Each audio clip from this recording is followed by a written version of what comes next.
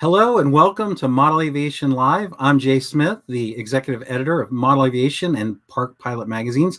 And I'm excited to tell you that this month we've been doing Model Aviation Live now for a year.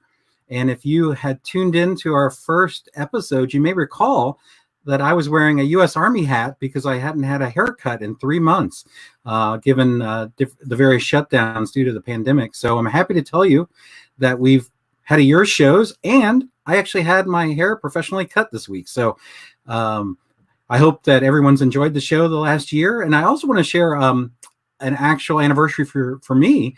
In June, later this month, is my 13th anniversary at AMA. So it's always been a joy working at AMA and sharing my passion for the hobby with you and Model Aviation Magazine and Park Pilot Magazine. So I'm excited to share with you that it's been 13 years, and I hope many more. For you, those of you that don't know, we're coming to you from Muncie, Indiana. I'm in my home office, but at the AMA, just 5 minutes away, the Nats are going on right now. And unfortunately, it's a hot day in Muncie. It's 92 degrees, and we had some rain this morning, but RC Scale is on site, and IMAC is on site.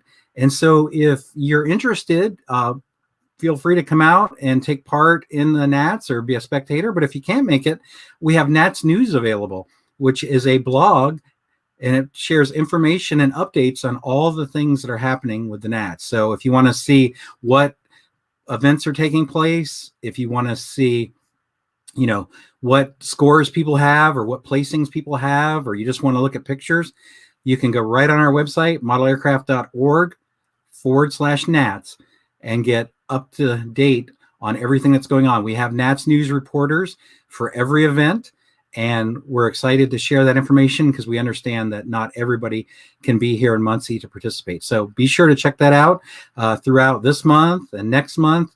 The Nats schedule is a little bit different this year than usual. Normally it all is, for about 5 weeks continuous, but we had planned to have 2 world competitions this year. One was canceled and one was postponed due to the fact that travel was difficult for people to come from outside the country. So because of that, the schedule had already been set. So there are some breaks in the schedule. So I believe the Nats happens for a couple of weeks, and then there's a 2-week break, and then the Nats picks up again. But as you can see on the screen, there's the schedule. So be sure to check out the schedule so you can see when different events are taking place, and check out the Nats News to keep up to speed on everything that's going on. Another thing I want to share with you, I know everybody watching the show is obviously a fan of aviation. I don't know if you're a fan of history, but you may have watched the movie Saving Private Ryan. You may have watched Band of Brothers, and you may have watched The Pacific. Well, I'm excited to tell you, if you don't know, that both Tom Hanks and Steven Spielberg are working on a new show. It's called Masters of the Air, and it's about the 8th Air Force. And they started filming last month, and it's supposed to be out next year.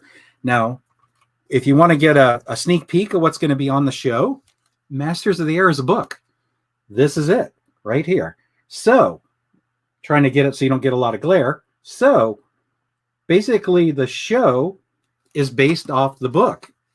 So, if you want to get a sneak peek of what's on the show and maybe see how the show compares to the book, you can order it. I ordered mine off of Amazon, and it is actually written by a gentleman named Donald Miller, Masters of the Air. And one other thing I want to share in regards to some World War II history is, actually last week I watched a documentary streaming called The Ghost Army. And it's basically about a group of individuals that was made up of sound technicians and artists and whatnot. And they actually had inflatable tanks and inflatable artillery and all kinds of, and then they had sound trucks that made sounds like tanks and jeeps and soldiers. And in World War II, specifically in Germany, they used that to fool the enemy on where troops were and troop deployments. And it was a very fascinating documentary. And unfortunately, I found out too late, but we had a life member who just passed away last week. The same week that I watched the documentary, we had a life member. His name is Bernard Beer, and his obituary stated this. He went by Bud.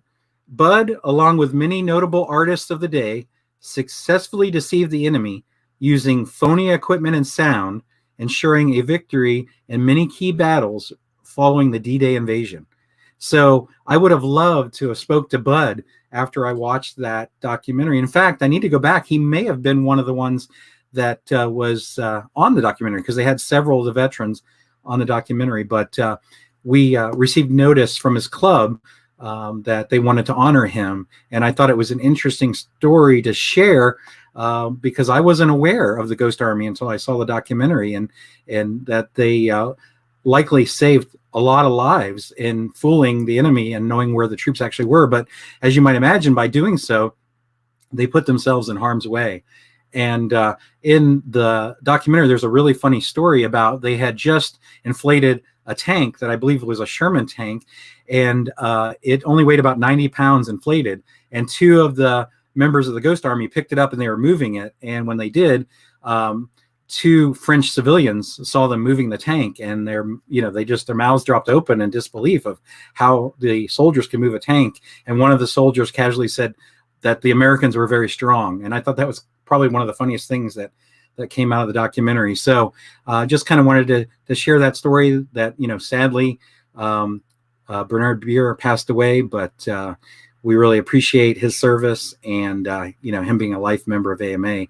And as many of you know, my grandfather was in World War II. He actually fought in Africa.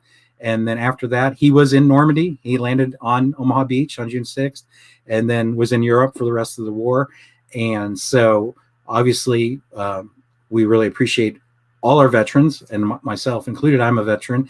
And so we have so many members with so many interesting stories, and we try to tell them in the back of the magazine with I Am the AMA, and, in different places. But I know that we have so many members that have great stories, and I hope that we can tell them, and, whether it be in our newsletters or the magazine or whatnot. And I'm really excited today because we're going to focus on a story about a gentleman who was a World War I aviator.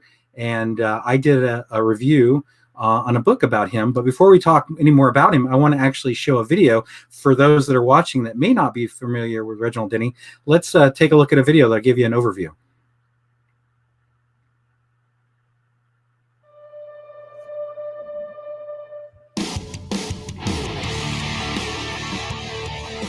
He was the original British rock star, a forsaken young prince who performed for the Queen and made music with raptor birds for his flight to freedom. Fighting for his life on the streets of London, he trained with Lord Lonsdale to become Great Britain's youngest amateur boxing champion. During the First World War, he fought for his country as the Royal Air Force's Brigade Heavyweight Champion. Doubling as an aerial gunner, he also learned to fly their cutting-edge fighter planes in action. After the war, the down-and-out British vet used his talent and knocked down the doors of Broadway, then off to Hollywood during the Roaring Twenties, where he soon became Universal Pictures' top silent film star. There, a notorious team of stunt flyers made him an honorary member and dubbed him as their 13th Black Cat. This cat was also a hopeless romantic and one of the few silent film stars to segue into the talkies. He starred in over 200 films with the most renowned filmmakers and talent of all time. In his spare time, he took on a hobby. His hobby became an obsession, which he made into his business. When Nazi Germany threatened his homeland, he turned his Denny plane into a working soldier. The world thought he was crazy when he created the drone, gave birth to Radioplane, and launched the bombshell of the century. Target Drone Denny soon caught the eye of Jack Northrop and his company, where he's honored today as founder of Northrop Grumman's Unmanned Systems. His dream has now come to life as the many uses of his radioplane continue to grow just as he envisioned. He's left his mark permanently on film, and his legacy flies high in our skies and upward into the future. He is Reginald Denny, the underdog fighter with a crooked smile who not only soared on screen with the stars, but as father of the drone and pioneer of unmanned aviation. Join me on his adventurous journey of a long time ago in a galaxy not so far, far away.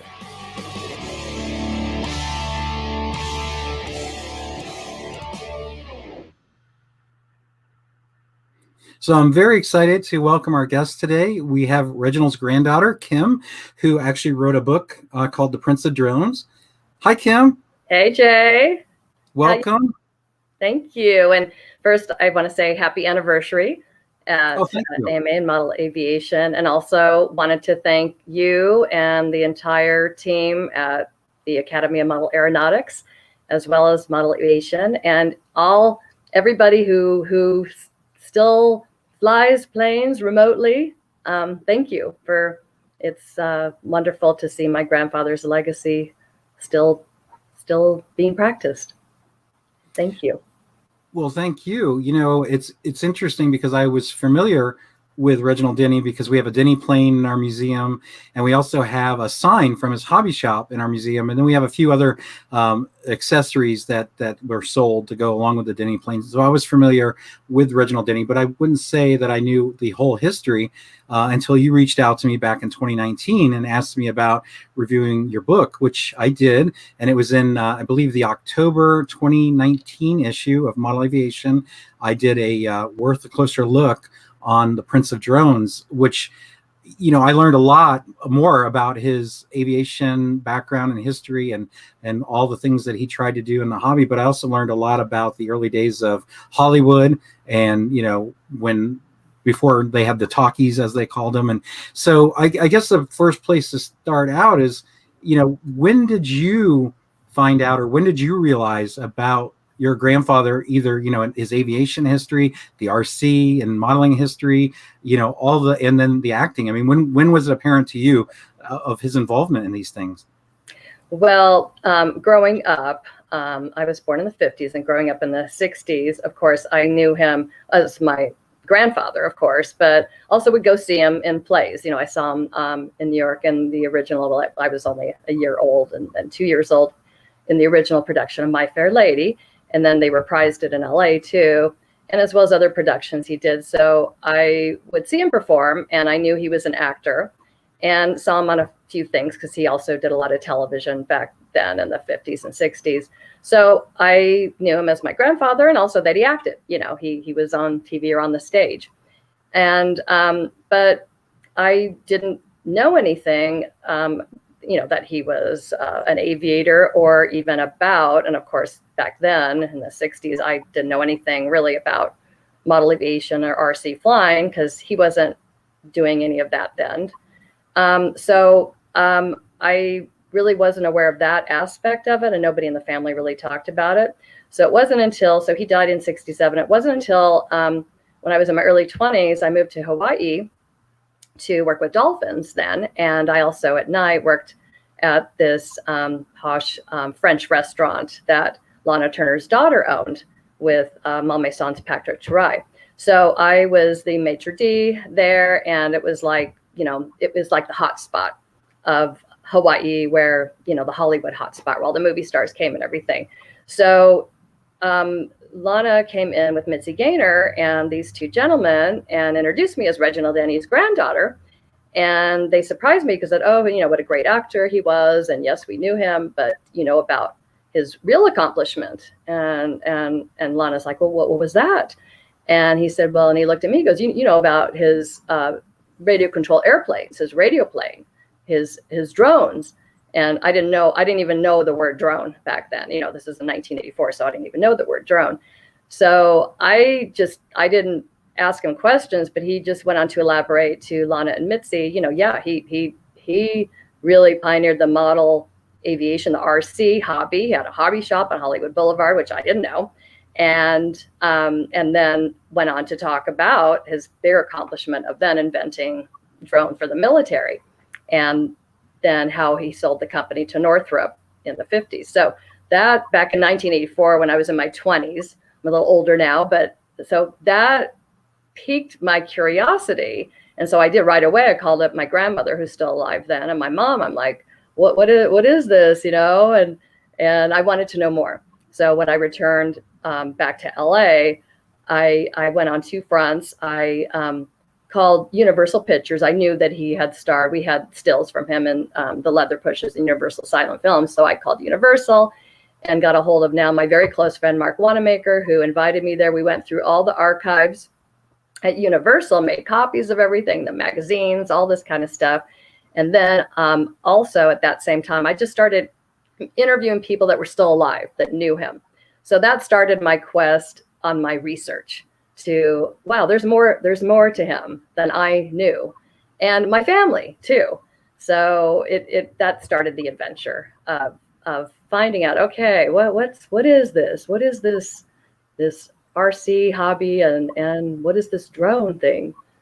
So that started it.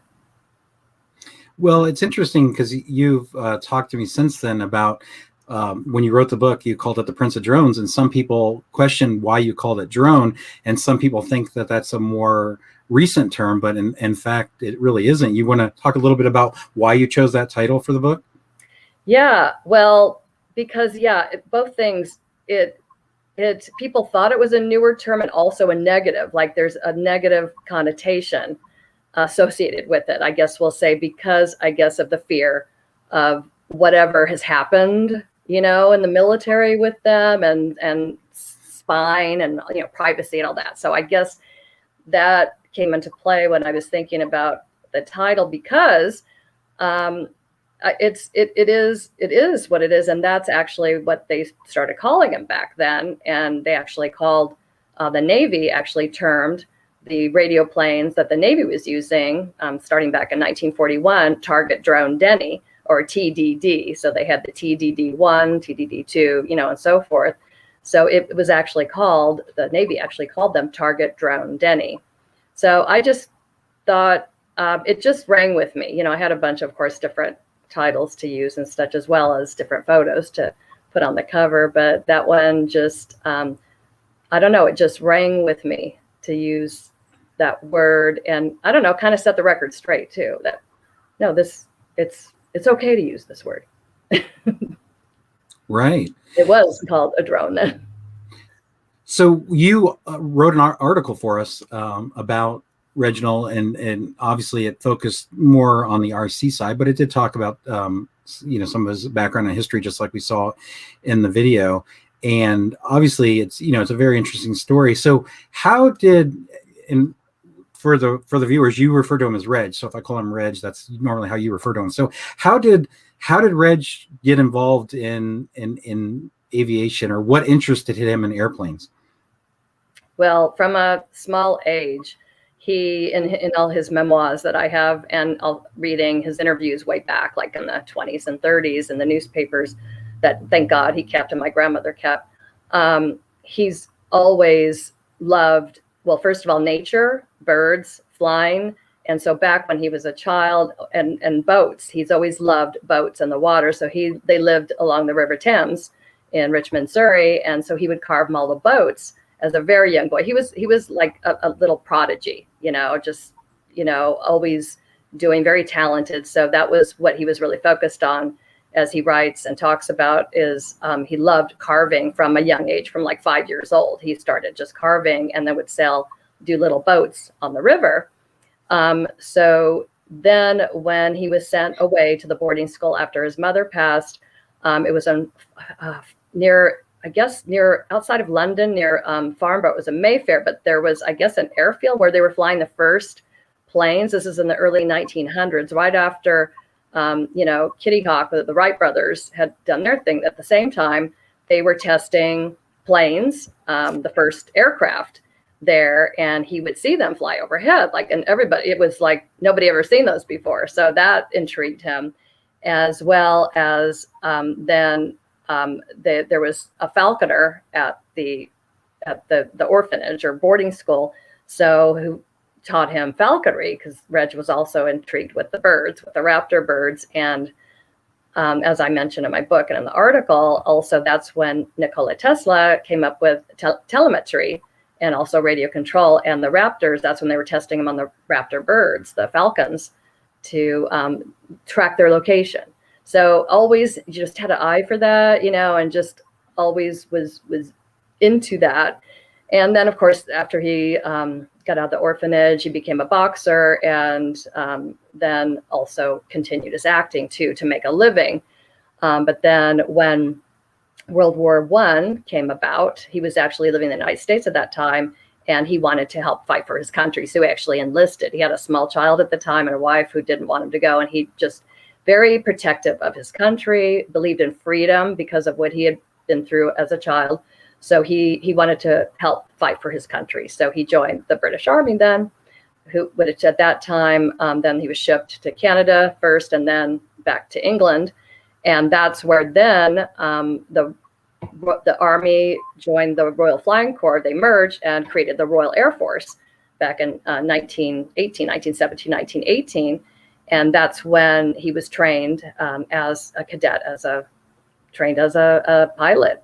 First as an aerial gunner. He got trained in sniping, with riflery, and then as an aerial gunner, and also was taught how to fly the planes. So that he was just hooked, just basically addicted and obsessed, loved it. He was always a thrill seeker, there he is with his Jenny. That's in LA in the 1925. But just that was it. He was hooked from that moment on, from World War I, his experience there, learning how to fly there, just loved it. And that was it. And then from then on, it was just every facet of his life, even though his main way to make a living was as an actor, his main passion was aviation and being in flight. Well, the picture that we're showing with him with his Jenny is interesting because I picked up a little bit of memorabilia, so I wanted to share this right here. You can see, I'm sorry for the glare, but this is a trading card. Let me see if I can get it where it doesn't glare. From 1928. It's the same picture you just saw. This trading card came out in 1928, and it's in a package because it's been certified to be authentic. And I picked it up as a little piece of memorabilia, but it's the same picture right there. And Reg bought that Jenny from a race car driver that was an Indianapolis 500 racer. Is that right? Yeah, Bon McDougall. So Bon was an Indy race car driver, raced Millers and Stutz, and actually he met Bon while he was working, and Reg would do his own stunts in all his films too. And at that time, back in the early 20s, he starred in several, both starting out with boxing and then race car. He did a lot of racing comedies. He liked the action, so he was really, so Bon was the trainer, trained him to race cars, and Reg ended up buying 2 Stutz. He had a couple that actually he crashed in one of his films, Fast and Furious.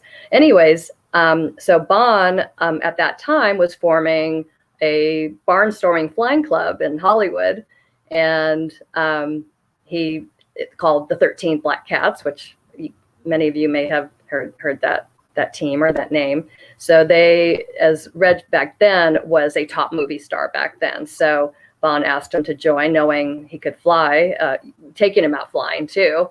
And so that got him going again with the flying in Los Angeles. And then they dubbed him as their 13th Black Cat. One of the requirements to be a Black Cat was first they had to be able to, race, fly planes, do all these daredevil things, jump out of a plane on a parachute, wing walk, whatever. I can't believe they did all that stuff. Still do. But one of them was that they had to have 13 letters in their name. So some of them had nicknames, like there was like Spider, Matlock, or they had like some of them changed the nicknames to make 13. But Reginald Denny naturally has 13 letters in it. So he qualified to become a Black Cat. But he opted after a few times of attempting the wing walking thing. He didn't like that. So he stuck to flying the plane. And so, so Bon got him into that. And one of the founders of TWA with Hughes, the original ones, he was also one. There were Art Goebel, who was American World War I fighter pilot also. So really cool team, and a woman, Gladys Engel, too. So, but Universal, when they found out about it, and the LA Times started doing articles saying, "Oh, Reginald Denny," and they were like doing funny stuff about him, like having 13 lives like a cat, and the risks. And so Carl Lemley, the head of Universal, and his team told him to stop, that he had to, for now, until his contract ended, that he had to stop doing the stunts, such dangerous stunts. Carl Lemley, that would be a name familiar to people who like Universal monster movies, correct? Yeah. So Carl Lemley is a pioneer, obviously, in the film industry. So his original studio, and most of them were in New Jersey.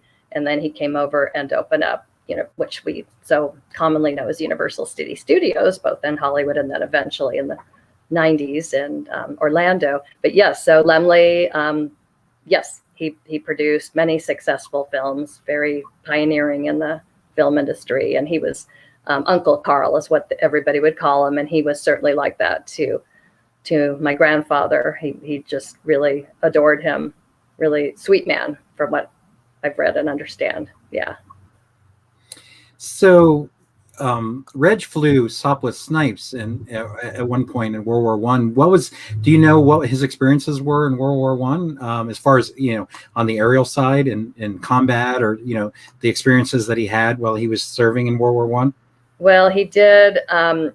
He had a friendly fire crash from his writings over the English Channel. And his older brother had actually been early on in the war and was sent to Africa, and he got injured and they were shipping him back to England. And I guess the boat, I don't know the whole story of what happened with the boat, but he ended up in the water with the blood, and sharks devoured him.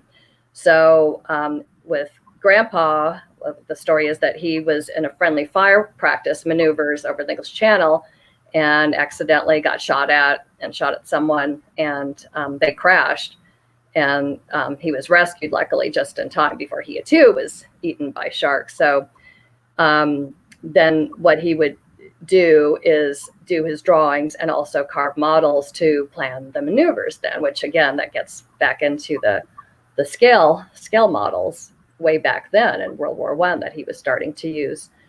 He was injured, and then in a maneuver he crashed again, and then had to go to a camp, the Canadian reparation camp, and so then he was out of service, and that was about the same time the war ended anyway. So he came back just right after the war, in 1919, the beginning of 1919. Yeah. You mentioned him carving different aircraft and different things, and he was very well known for that. I know you have some pictures in the book, and there's a lot of pictures where he's taking his carvings on set to movies. Also, there's pictures where he takes model airplanes on set, like this photo that we're showing now. So this is something that he carved, correct? Yes. So he loved carving boats, both big ones and little minis like that, those little clippers. And that's Heather Angel. That's on the Paramount lot from the Bulldog Drummond series. He did 8 of them with John Howard and John Barrymore, and that's Heather Angel, who was the female lead in many of them. So yes, he loved, and you can see this was his main passion. He just loved bringing his models to the sets and turning all the movie stars and actors, fellow actors and crew, everybody, and directors and producers. He loved sharing his hobby and his passion with everybody and introducing them to it. So yes. And then we have on the cover of the July issue, we have him in his hobby shop that we think this picture, if I'm not mistaken, is from 1937, which is interesting because AMA started in 1936. So simply 1 year later, this picture was taken. What do you know about the early days of his hobby shop, or about this picture specifically? Well, so that's a promotional picture. Again, he loved just sharing, and especially those are his favorite customers, kids. And he actually started the hobby shop really because of children. Back, his son, my Uncle Reggie, was born in 1931, and that's about the same time he started picking up whittling, to whittle away his worries. Is when the Great Depression hit, and the talkies in 1930, and then the talkies or sound pictures came out. So there was a shift in his career as well as everybody's back then. And so he started whittling away his worries. And then from there, started working on making them mobile and flying rather than sitting on shelves. And what he ended up doing through a series of events is starting a flying school. He donated his warplanes, one to Los Angeles High School for kids to learn the science of aerodynamics. And then also the other he donated to the Los Angeles County Museum. But then in the meantime, he started a flying school because he wasn't flying anymore himself, the full-scale planes. So he became obsessed with the RC hobby, and started a flying school at his home in his garage, using his models to teach kids the art of aerodynamics, all the different parts and how to fly and everything. And then would take them to the park, and then eventually to Mines Field, which is now Los Angeles International Airport. So the newspapers, which I have all the articles, would publicize this, would talk about not only his films, but then, okay, look, the movie star, he's really into this hobby, started a flying school for kids. He donated to Snipes, and Montgomery Ward got wind of it, the retail chain, which would be like Amazon now, and they had the mail order catalog, back then. This is 1934. And so they contacted him. They wanted to sell a mail order catalog, these planes. And so in order to do that, he had to form a corporation. He formed Reginald Denny Industries in 1934, and then found this location at 5751 Hollywood Boulevard, where this is, at the corner of Taft. There it is. And that's at the corner of Taft and Hollywood Boulevard, pretty close to Paramount, actually, about a mile away. And a mile away from where he ended up having his star put there also. So nice location. And then the rest, the rest is history then, where it went with this. But again, his favorite customers, like in that picture and several, he loved teaching kids about flying and getting kids and adults too into the hobby. And so at that time when that picture was taken, he was really deep into it. And actually, at that time, was also inventing his radio plane too. At that time, and so child actors like Mickey Rooney back then, and Jane Withers and Freddie Bartholomew, they all bought his planes. Would come to the shop, like those kids were in there, and they would all enter in model plane competitions, like the one you were talking about earlier, at Mines Field, again, which is now Los Angeles International Airport. So. It was a big deal. I mean, I shared a footage that Universal did with him in 1937, that same year, where they would film model airplane competitions. A big deal. You'll see all the people there, and it was, so he helped make it a really popular hobby, we'll just say, and very popular back then. Yeah, so here's the video. So there, as you can see, that's the front. And this is a film that he filmed, and Universal did it for him. It's a short. It's like little over 8 minutes. So you can see that's him doing the blueprints. Yeah, that's his jacket. And there's one of his engineer or workers. So yeah, where in that picture in the front, that obviously is the front of the shop. But then this particular one, where you can see in the back, that's where they actually also made the planes too. So you say they had the drills, they had all the equipment at every single stage of making the plane. And then the little motors, Walt Ryder, who was a graduate from Caltech, Grandpa had a competition he was forming his Denny plane back then in 35, and he had a competition at Mines Field for engineers to show their engines, like a competition, what engine he would use for his new Denny plane. And Walter Ryder won the competition. So Walt Ryder would have he had a company in Burbank, and he would make the engines at his plant. And then you'll see in a little bit, bring them here to Reg's hobby shop in the back there, where they had the little assembly area and manufacturing the Denny planes there.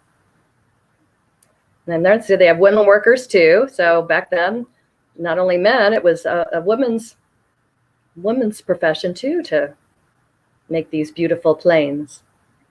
And this video was shot, if I'm not mistaken, in 1937. Is that right? This one, yes. This film was filmed in 1937.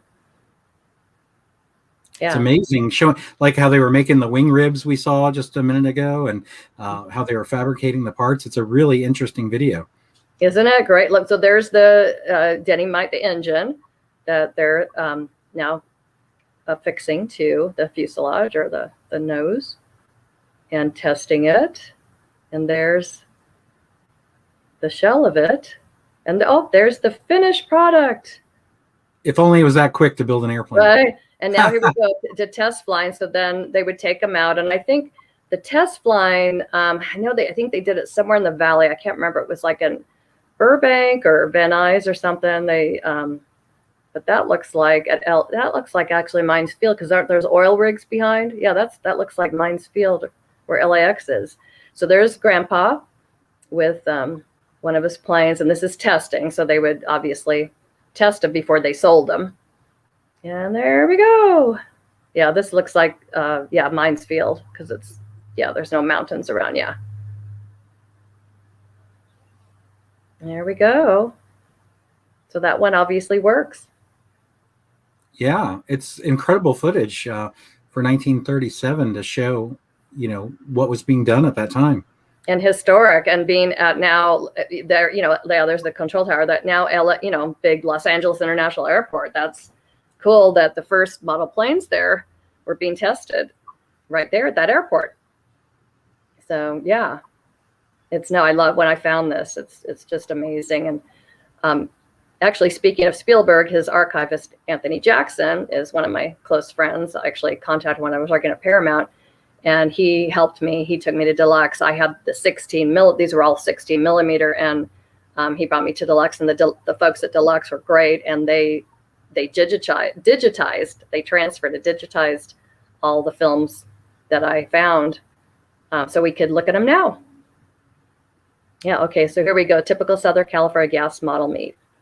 So there we go. Look at that. So is it like that's in Indiana right now? I mean, in Muncie, are the meats this big? They're decent sized gatherings, but I don't think they're as big as they were back in the 30s, 40s, 50s, and 60s. When it was first coming about, because the AMA was formed like right after Grandpa opened the hobby shop, about a year or two after. Yeah.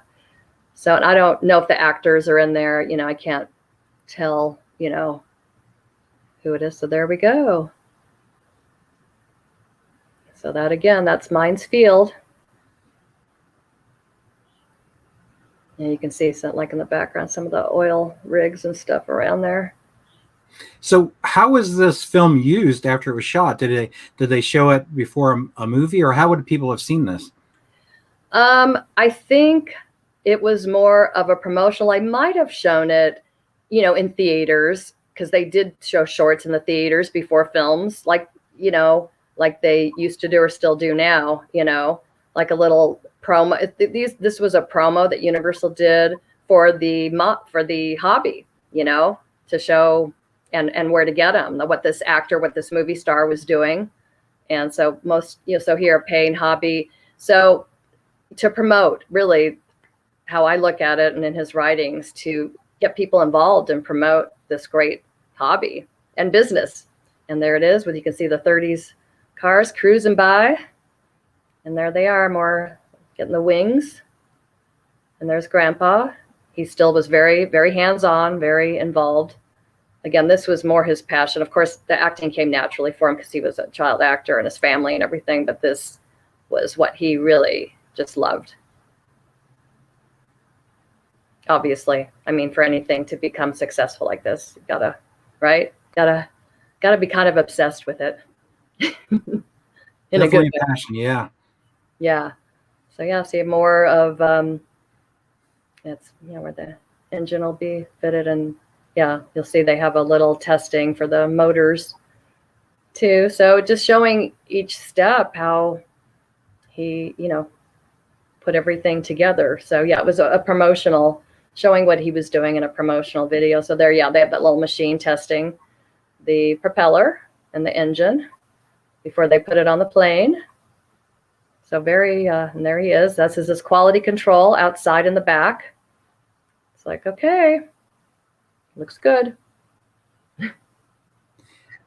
I've told you when we talked before, Kim, that my father owned a hobby shop, but it's kind of interesting to think about walking into a hobby store and talking to a very well-known big screen actor who's very passionate about the hobby, and he's sharing his designs and his developments with you. I mean, it just seems like I can't even envision, walking into a hobby shop and seeing someone that I just watched in a movie theater, maybe in a few months ago, and they're just so passionate about the hobby. I mean, obviously, people in all walks of life are part of the hobby, but it's really neat that he was in his hobby shop and interacting with hobbyists, and then later the military. It was what he loved, what he lived for. What gave him the greatest joy was this, what you're seeing. He just, from every aspect to designing them, to making them, the car, like I said, the whittling, the car, every facet of it. Yeah, that one that looks like near Burbank or Van Nuys, because the mountains where they are. Yeah, and the newspapers are right about that. Like, they talk about, again, the movies that he was starring in and everything, and then, oh, and did you know? And then talk about this new hobby.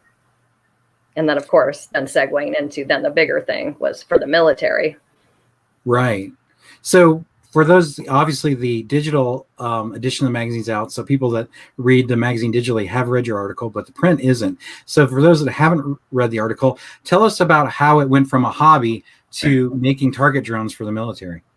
Well, as you guys know, he was with the military previous to that. And so you saw where the model plane competitions were taking place. So at one of the model plane competitions, there was an Army officer out there, and a few of them, I guess, who were discussing the unreliability of target trucks for target practice for their troops and stuff, and the expense. And then just, I guess from what I've read, they just failed a lot or crashed or whatever. It just wasn't, or it just wasn't a very effective means of doing it. And so he overheard them, and he said, why not use these radio control airplanes for that? You could do that. So that's when the light bulb went off, and he became like a mad scientist then in his garage. Then working it out with the military specs, he contacted the military. Closer by was in San Pedro, the artillery base, which was in San Pedro, which is, in Los Angeles area, near LAX actually. And so he started pitching, and that's when he got Walt Ryder, his engineer who did those Denny Mite motors. He and Walt, and then he hired a radio ham, Kenny Case, for the transmitters and the servos and that kind of stuff. So they all just got together, became these scientists in the garage, and started putting together, developing more powerful motors, larger planes, according to what the military was telling for the specs for the target practice that they needed. So that's when that started, this quest to prove to the military that not only could they be used for then target tugs or to replace target tugs, but also he back then even had the vision and the foresight for reconnaissance and surveillance. And then he did I Have Writings, and when he presented it to the headquarters of the Army Air Corps, which is now the Air Force in Dayton, Ohio, and he puts in quotes, aerial torpedoes, and they all, like, for all the stuff back then, they just they laughed at him, like, are you kidding? So he would give them demonstrations and proof of what these radio planes could do and what they could be used for. And even back then he proposed, like, for firefighting, not only for the military, for surveillance and reconnaissance and aerial torpedoes, but for agriculture, firefighting, all way back then. That's he was saying what these planes could be used for. Yeah, so that got him started, was just overhearing and then just being with the military and having that mindset and having his past experiences, like with being in the dogfights and getting shot down, because that's the only way they could practice back then in World War I, is to, shoot at each other. And so with that, it's like, well, this makes more sense. People aren't being harmed, and also the expense was a lot less than the full scale craft that they were using. So that's what got that little light bulb going off. There's also, I feel, an amazing story about they were having some issues with, losing these Denny planes on landing, and they wanted to be able to recover them. So there's a great story about how Reg developed a parachute, which was later used by our space program. Can you tell us a little bit about that? Yeah. So as I said, they were originally developing the planes before they got the contract and opened the radio plane warehouse.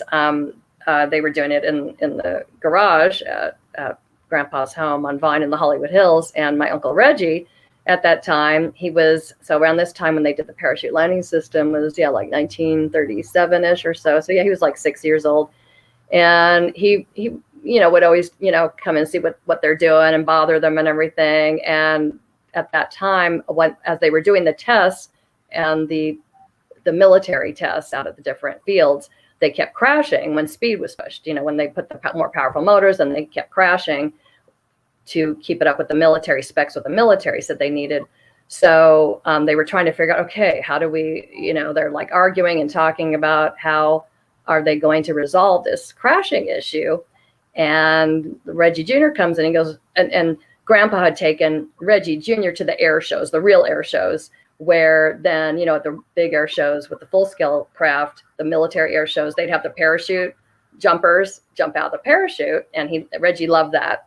And so he came and he goes, why don't you just attach a parachute to him like those the parachuters at the air shows, the parachute, the people that are jumping out of planes, why don't you attach a parachute? So that's when he looked at his partners and said, out of the mouth of babes, comes wisdom. And that's when they started then working on and testing this parachute landing system that became very popular, both obviously with the radio planes, with the drones, with the military. But like you said, then radio plane actually then had the contract to make the parachutes, the much larger parachutes, 130-foot parachutes for the Mercury, Gemini, and Apollo landings back on Earth. Yeah. I think that's amazing. And there's also an interesting story about the factory where the Denny planes were manufactured. I mean, obviously, Reg was a well-known actor, but someone worked there who later became a well-known actress. Could you tell us a little bit about that story? Yes. So Grandpa had an employee named Norma Jean Doherty. Her husband was off at war, and she was a drone assembler at the radio plane plant, which opened in 1940 at Van Nuys Metropolitan Airport.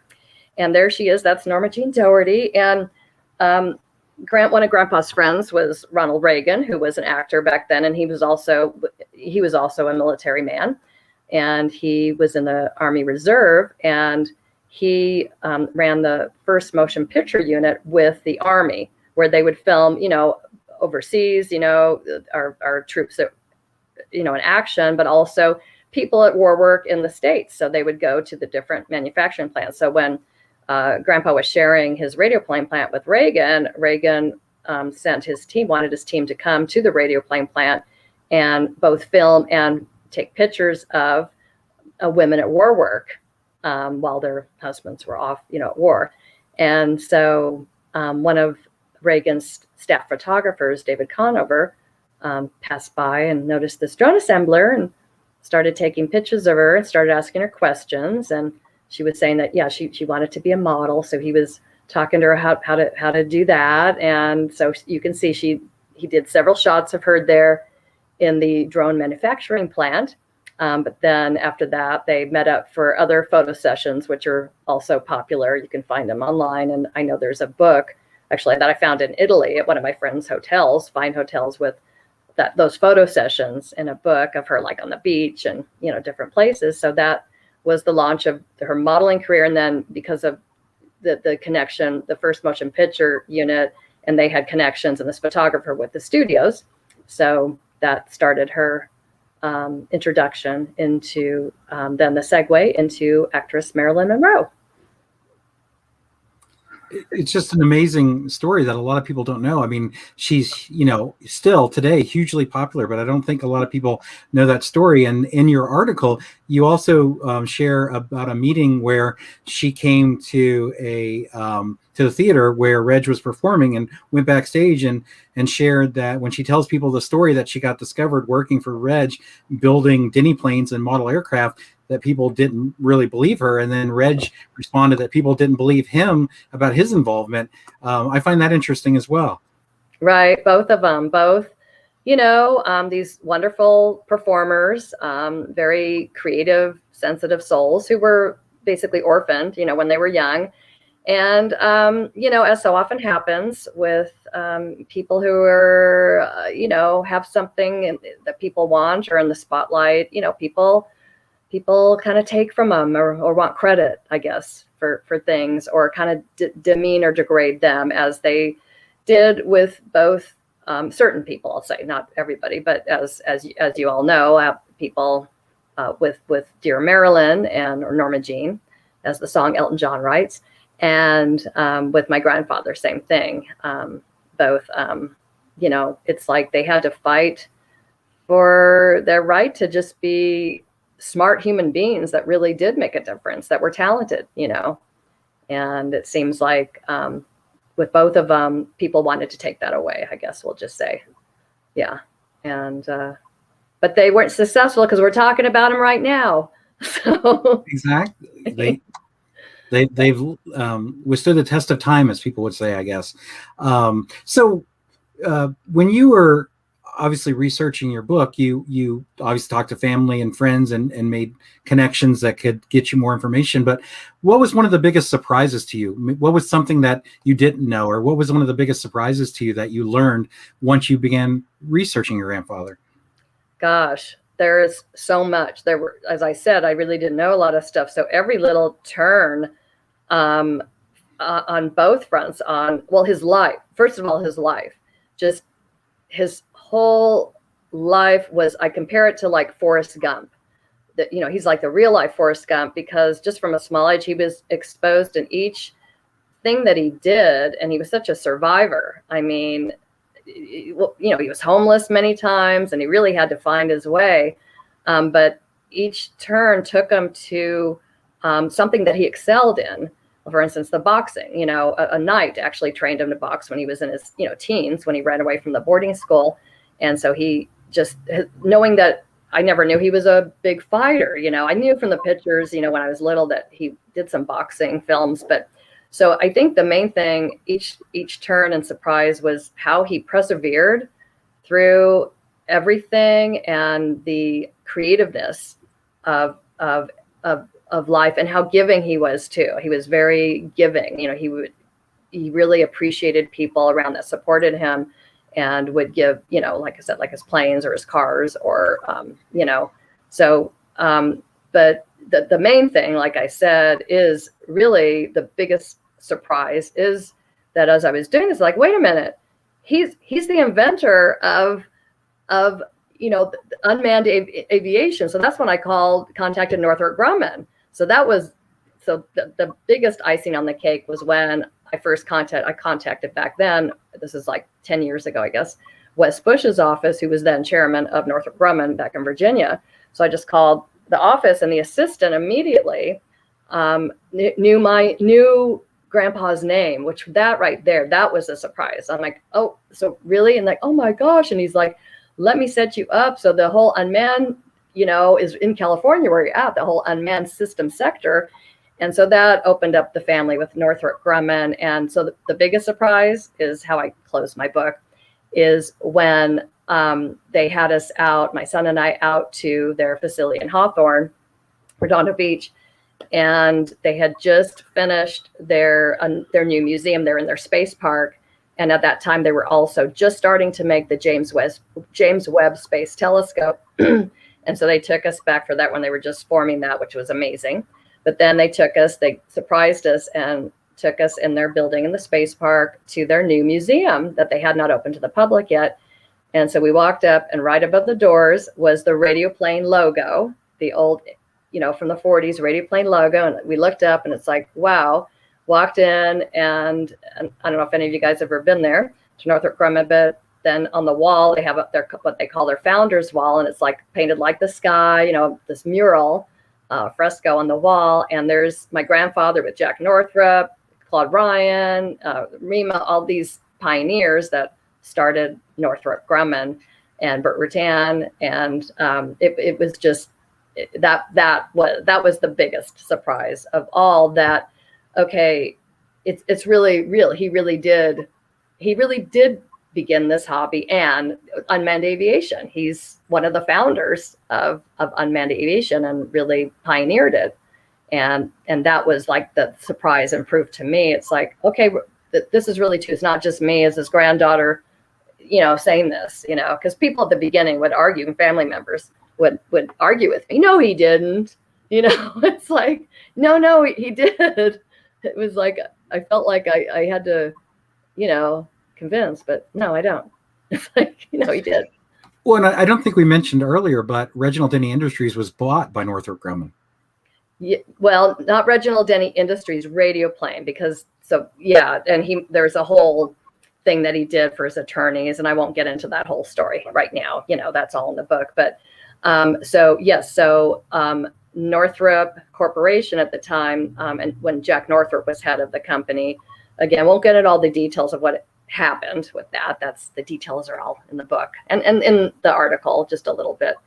But so Northrop Corporation ended up purchasing Radioplane in 1952. And Radioplane kept operating as Radioplane then into it was the 60s when then they opened up their Newbury Park, Ventura facility, where they made the unmanned system, the target drones, which were then, by the 60s, were then jet powered and such, and more like you said, aero torpedoes, and where they also made the big 130-foot parachutes. They would make the parachutes out there too. So yes, Northrop purchased it, and then yes, eventually Radioplane became Northrop Aircraft Corporation's unmanned system sector, and then all the different acquisitions, and then with now Northrop Grumman, which that happened in the mid 90s. So yeah. So he's the founder of their unmanned system sector. And that's pretty cool. It is. It's amazing. We like Hoot Gibson, for example. He's an AMA member, and he's been in space 5 times, 4 times as a space shuttle commander. Is his name Hoot? Hoot Gibson. So he was he was a silent film star. Hoot. So I wonder. He did. I think that's where he got the Hoot part. Yeah, because of the actor. Yes, I think that's why. Grandpa was good friends with him. Yeah, because he was. Because obviously pilots get nicknames, but he actually shook hands with the Russian cosmonaut in space when the space shuttle docked with Mir, and the president said that was the end of the Cold War. That handshake was the end of the Cold War. So it's just so interesting, and of all the people that are involved, and how model aviation can lead to full-scale aviation, or vice versa. And we have a member who worked on the Mars helicopter that's just flown a few missions on Mars in the last month or so. One of the main people on that project is a member, and people that worked on the largest airplane that's ever flown, that's even bigger than the Spruce Goose. I think there was a dozen AMA members that worked on that project. Wow. So it's amazing, that connection. And so obviously, when I started out, I reviewed your book and loved the book. I reviewed it in October 2019. I had a whole article, 1-page article about it. And now there's a little bit of talk, or there's some possibilities that maybe the book could lead to a movie, which is really exciting to share the story on the big screen. So I'm curious to hear a little bit about your thoughts about that. I think it's a great story to share. Thank you. And my agent at Gersh actually agrees with you, and my manager. So thank you. Actually, that was their original plan. My agent had asked me. I had another project, and at the time I was working at Paramount. I'm from the entertainment industry. So he wanted a meeting with me to ask me what stuff I had brewing, and he liked a screenplay that I had done. And then when I showed him my little list of stuff I was thinking about that would be cool to make a movie, he's like, well, wait, what's this about your grandfather, Reginald Denny? What is this? And he started asking me, and I told him. He goes, okay, no. He said, forget about anything else. He goes, this needs to be done. First, his legacy needs to be brought back to life, and this is the way to do it, is through a movie, a biopic, as has been done so many times with other people who maybe wouldn't have been known, their history lost, and for whatever reason. So he told me to first thing to do is I had to write a book, but the best way to do this would be to write an article for a magazine. So that's this has all come nicely full circle. With I feel like Dorothy and the Wizard of Oz with after I go kill the witch, and I come with my burnt broom. It's like, okay, I feel like I wrote the book. I did all the research, spent years doing everything and taking the steps to bring all this to fruition. So how I look at it now, it's when the book was released, that's right when COVID hit, right after I got back. We launched it in Italy at this big silent film festival, and then in England with BFI, with the British Film Institute, and then in Dallas for the opening of the Aviation Unmanned Vehicle Museum that just opened right when the pandemic hit. So I was supposed to go on my Eyes to the Sky 2020 tour, all of 2020, all over the country and the world. And of course, as we all know, that got canceled. So as well as movie making in the business. So projects weren't being greenlit. Everything was put on halt for a while. And while the business figured out how to do it too, kind of like the transition from the silent films to the talkies, the studios took a break for a while. So same thing happened there. So I just leave it. I'm not actively pursuing anything because I'm not a good self-pitcher. But my agent, I sent him, thank you for the magazine article. I just sent that to him just recently. And so how I look at it, it's I've done my part. I've done the research and exposed this very lovingly, and it's just been wonderful to do this as a purpose. And now I feel like it's in God's hands. If it's meant to happen, the right person will, see it, like Spielberg or somebody like that, and they'll want to do it, and spend the $100 million it costs to make this movie. And Northrop Grumman actually they bought it up because they same thing. They said the same thing, and we've done some events, and their management team was saying this needs to be made into a movie. I'm like, well, if you guys want to pay for it, so yeah, like it's gonna be, the budget's at least 60 million to 100 million. So whoever wants to pay for it, So yeah, if anybody listening, if anybody has an extra $60 million, then yeah, and then we can make it. So. Well, obviously, the article that you wrote tells some of the story, but for those that haven't gotten the book, obviously they can pick that up at Amazon or just about any bookseller, correct? Yes, yeah, and even TCM.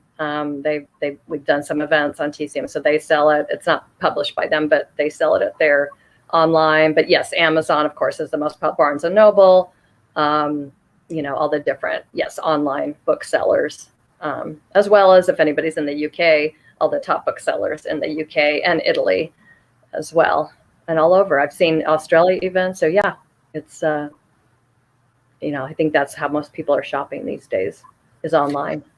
And if people want to, keep track if there's any new developments with the movie, I'm guessing that the Prince of Drones Facebook page would be the best place to kind of follow anything. If you end up doing any more book signings, or if there's more information about a movie, is that the place to go to get that information? Yes, Jay, thank you. I'm not a big social media person, as you know. But yes, that kind of stuff I would definitely post, and then people would probably hopefully see it, because I wouldn't go with any but a good studio who would promote it properly.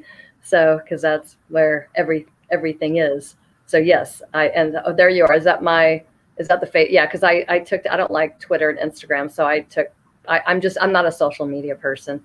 So there, I put the cover when you gave that to me. I posted that. So yes, I would definitely post any news of a biopic. That would be the icing on the cake for his whole legacy, and to bring everything full circle. We'll just say for him, how things were left with him. That would be the ultimate. Already, I feel like he's smiling from heaven, but that would be really splendid. Well, our hour's gone really quick, but I want to give you the opportunity, Kim, if there's anything else that we didn't cover, or there's anything else you want to share with viewers. People will be watching this live, and then it'll be available on YouTube and Facebook after the live broadcast is over. Is there anything that I didn't touch on that you'd like to share? Gosh, I don't think so. I mean, there's so much I could, as you know, talk forever. But yeah, I'd be happy to answer any questions. If people have questions on my website, you guys, people can email me on the Prince of Drones or reginalddenny.com website. And yet here's here's the book, Prince of Drones, and that picture is actually it was a black and white still that my friend Mark Wanamaker gave me in the MGM archives. But this is Reggie playing Benvolio in Romeo and Juliet at the MGM studio. That's in 1936. And he's holding one of his Denny planes on the set. And that's about the same time he was inventing his radio plane as well. But I had it colorized. And director George Cukor took that photo. And that's from Romeo and Juliet in 1936 at MGM. So I thought that was appropriate. Him in costume for a Shakespearean movie at a top film set, holding one of his model planes. I just love this photo. So yes.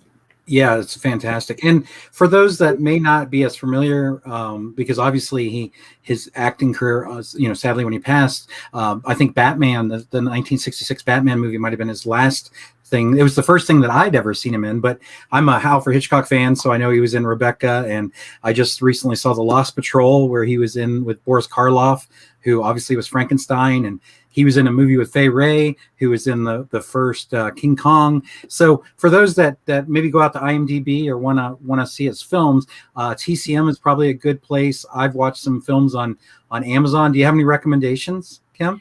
Yeah, well, so yeah, TCM has been great. They love him, and they are always. I'm always surprised. And actually, while I was writing the book, as I was doing my research, he did like 200 films, so I hadn't seen all of them. But as I was writing it, a couple of years ago, I'd be thinking, I haven't seen that one. I should go ahead and go on Amazon or order it. And then I swear it happened a few times. It was divine intervention. I would wake up at like 4 a.m. and this one that I was thinking of, and I didn't call him or ask him about it. It was on. So the ones one of my favorites. I mean, there's so many, but one of my, of course, I love Rebecca. I love, Hitchcock's movies, but I love Rebecca and The Lost Patrol, as I told you. But Madame Satan, Cecil B. DeMille's first talking musical in 1930. I love it. It's a trippy cult noir film, musical, adventure, thriller, comedy. It's amazing. So that's one of my favorites that he did. I also, toward the end, Batman. And another, there's so many coincidences, but so he was in the first Batman film. And then I ended up working in my entertainment industry career. I ended up working for John Peters. I was at Columbia right after John and Peter Guber had produced, this was John's vision to produce the first current Batman film. So my grandfather starred in the first Batman film back then in 1967 from the comic book. And then my old boss and brother, he ended up producing the first Batman film that we know of now. And he was in the Batman TV series too. Yes, he was both. Yeah, the TV series. He played different characters, but yeah, he was King Boris. He was a king in the series, and then an admiral on the ship. Then in the movie, that all the villains take over, the Joker and everybody. So yeah, it's neat. So yeah, but there's so many. He starred in so many really wonderful films. The silents are really cool too. Like if anybody's into silents, and you can get those now. Universal, I worked with them. They found and remastered 4 of his silent films, which you can get on Amazon if you Google him. Yeah. So yeah, he did the first Fast and Furious. He actually wrote that. He did the first Fast and Furious in 1927. Well, I'm really excited for everyone to read your article that haven't read it yet digitally. Those that are print subscribers will get the magazine start receiving it in about a week, but toward the end of the month. So really excited. And if people want to get more information, they should read your book. It's great.